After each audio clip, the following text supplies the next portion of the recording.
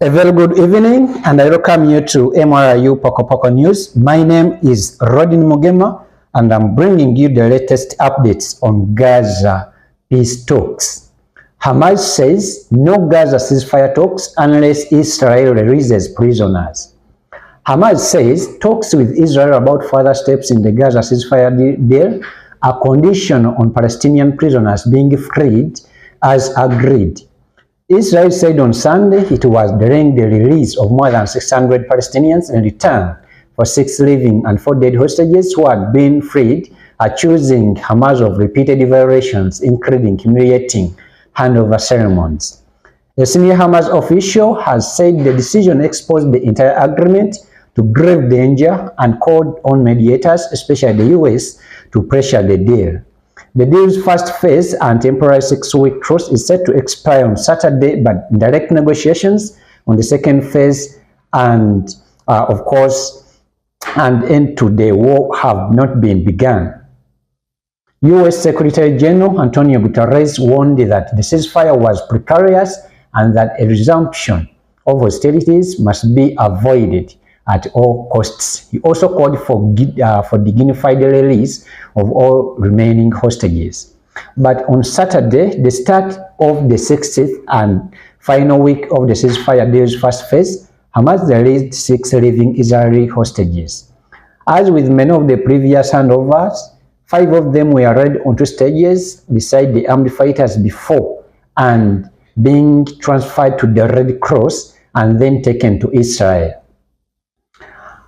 Later, Hamas posted a video of 2 other hostages in a vehicle watching one of the handover ceremonies and appearing to plead with Israel Prime Minister Benjamin Netanyahu to get them out to a forum representing the hostages' families. Condemned the video as a sickening display of cruelty.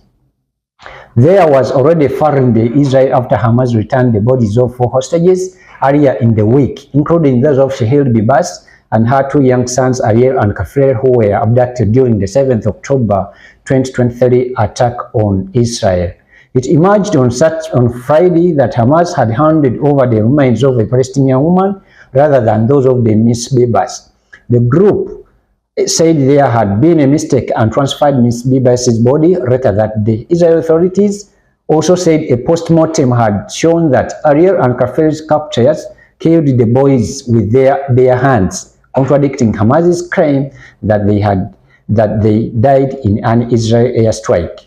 Israel was scheduled to free 620 Palestinian prisoners in exchange for the 10 hostages. More than 100 were Gazans detained by Israeli forces during the war, while 50 of the prisoners were serving life sentences in Israeli jails. They had reportedly already boarded buses at a prison in the occupied West Bank when the order came to suspend their release while Netanyahu consulted ministers.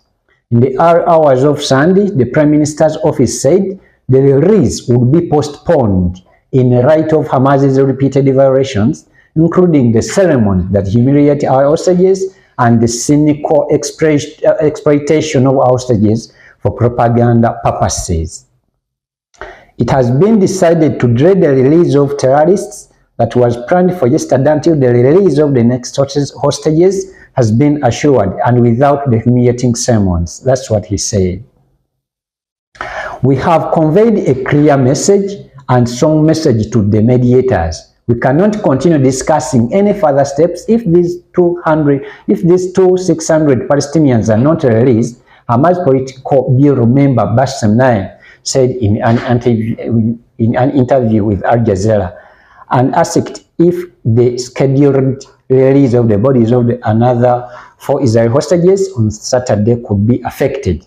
He replied that all options on the table have to be considered. Before going to the next step, we have to be sure that this first step will happen.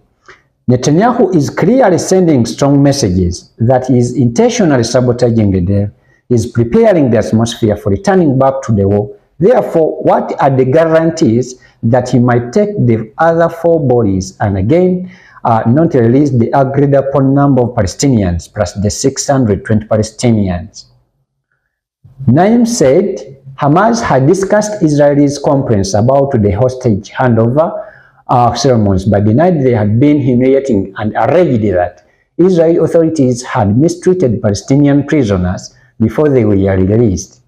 The White House backed Israel's decision to delay the prisoner release, saying it was an appropriate response to what it called the barbaric treatment of hostages by Hamas.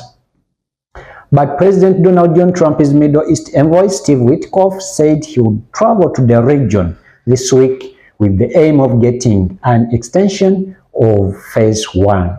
We are hopeful that we have the proper time to begin Phase 2 and finish it off and get more hostages released. Thank you for watching. Don't forget to subscribe. I am RHODINE Mugemadia for Pessimist. The Almighty God of all creation is great, and of course, He is exceedingly merciful. A very good